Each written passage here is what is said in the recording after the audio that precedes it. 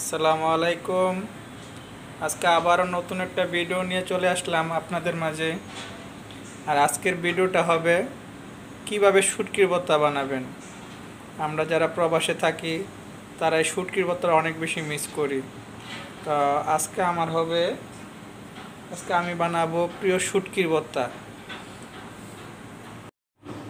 তো প্রিয় বন্ধুরা, প্রথমে আমি নিলাম 6-7টা কাঁচামরিচ, 3-6-7টা কাঁচামরিচ এবং 3টা পেঁয়াজ, সাথে অল্প কিছু দেশি ধনিয়া পাতা।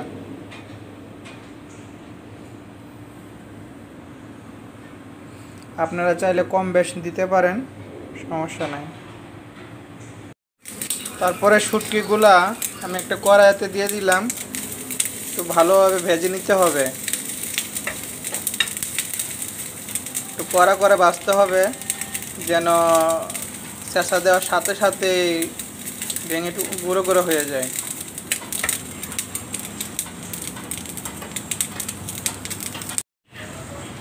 পেঁয়াজ আর কাঁচামরিচগুলা হালকা পাতলা একটু গরম দিয়ে নেবেন।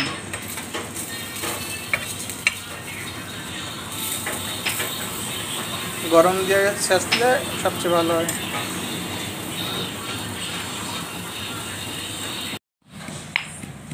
এইভাবে ভালোভাবে শুটকিগুলা ছেঁচতে হবে, ছেঁচে গুঁড়া গুঁড়া করে ফেলতে হবে।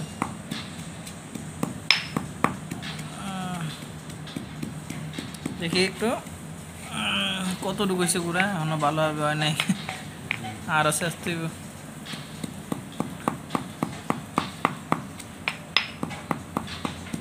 পেঁয়াজগুলা ভালোভাবে ছেঁচা মিশাই নিতে হবে।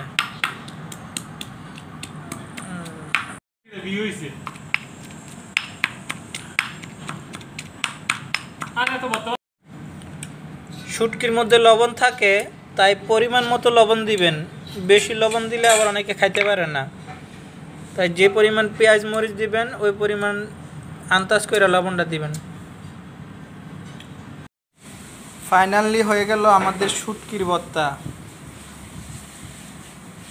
এই হলো প্রিয় শুটকির ভর্তা, বানাইতে অনেক কষ্ট।